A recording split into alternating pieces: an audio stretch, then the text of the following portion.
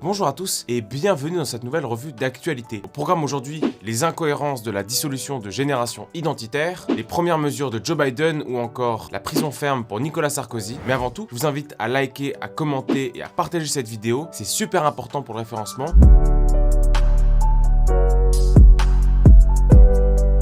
La première actualité de la semaine, c'est les émeutes ultra-violentes qui ont eu lieu en début de semaine à Beauvais dans l'Oise. Le corps actuel, le corps, regardez comment ça avance. Avance-toi, un corps.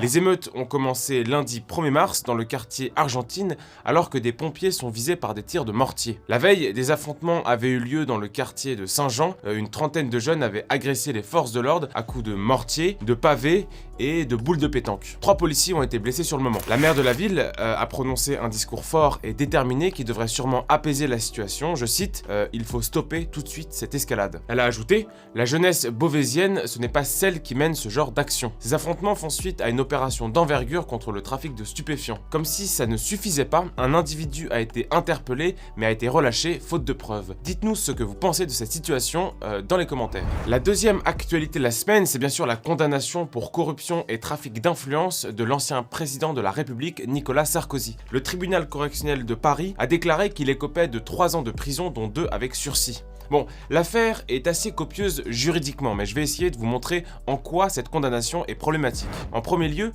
le président est condamné pour avoir envisagé de commettre un acte délictueux. Or, il n'y a pas de condamnation, ou dans des cas très isolés, pour un délit envisagé ou évoqué. Deuxième élément, l'obtention de ces informations par la justice s'est faite sur la base de conversations téléphoniques privées, ce qui normalement frappe d'irrecevabilité la preuve, puisque la mise sur écoute à l'insu de l'individu ne fonde pas une preuve dans un état de droit. Et enfin, l'image renvoyée par les médias notamment, c'est les titres comme fraude, corruption et trafic d'influence, ce qui peut nuire à l'ensemble de la classe politique française. Elle rappelle un peu l'acharnement dont avait fait l'objet François Fillon de la part du parquet national financier. Et une question reste en suspens, si les juges jugent la population, qui jugera les juges? La troisième actualité de la semaine, c'est la repentance d'Emmanuel Macron dans l'affaire du meurtre du membre du Front de Libération Nationale, Ali Boumendjel. Non mais qui a fait ce montage? Mettez une vraie photo de Macron. Une vraie photo, j'ai dit. Voilà.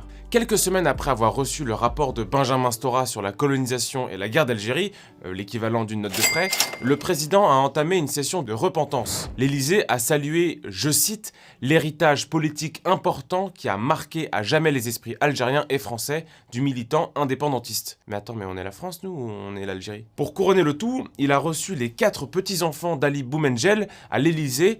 Pas sûr que l'Algérie fasse de même avec les victimes de la Toussaint Rouge, du massacre d'Oran ou du massacre des Harkis.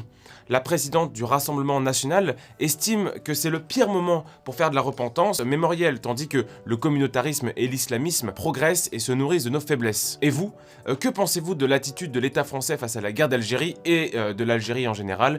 Donnez-nous votre avis en commentaire. La quatrième actualité de la semaine, c'est bien évidemment la dissolution en Conseil des ministres de l'ultra giga tétra méga zeta hexa péto kilo extrême droite Génération Identitaire.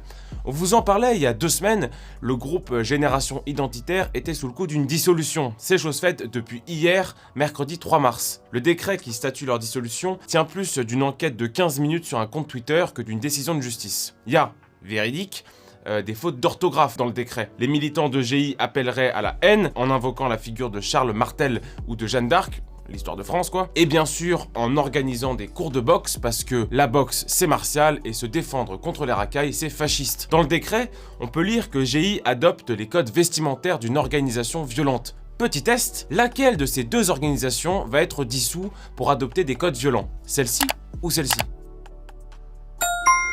Les militants sont accusés d'inciter à la discrimination ou à la violence envers des individus en raison de leur origine, de leur race et de leur religion, et aussi, et c'est même pas une blague, le fait que GI porte des doudounes bleues peut être vu comme présentant le caractère d'une milice privée. Une doudoune?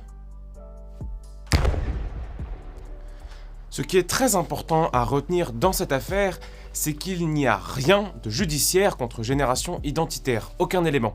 Les poursuites contre GI, que ce soit celles de la mosquée de Poitiers ou de l'opération Defend Europe, n'ont littéralement jamais abouti. Et à ce titre, Clément Martin, porte-parole de GI, va déposer un recours devant le Conseil d'État pour abus de pouvoir. En fait, cette dissolution est surtout un moyen de donner des gages à la gauche pour le gouvernement en vue des présidentielles. Et enfin, la dernière actualité de la semaine, c'est le bilan provisoire l'histoire qu'on peut faire des débuts de la présidentielle de Joe Biden.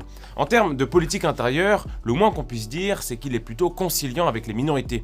Nomination d'une femme voilée au conseil d'administration de la Maison-Blanche et d'un transgenre, frasque autour des réfugiés et surtout, ça a fait beaucoup réagir sur les réseaux sociaux, l'exclusion des Blancs des aides fédérales pour les propriétaires.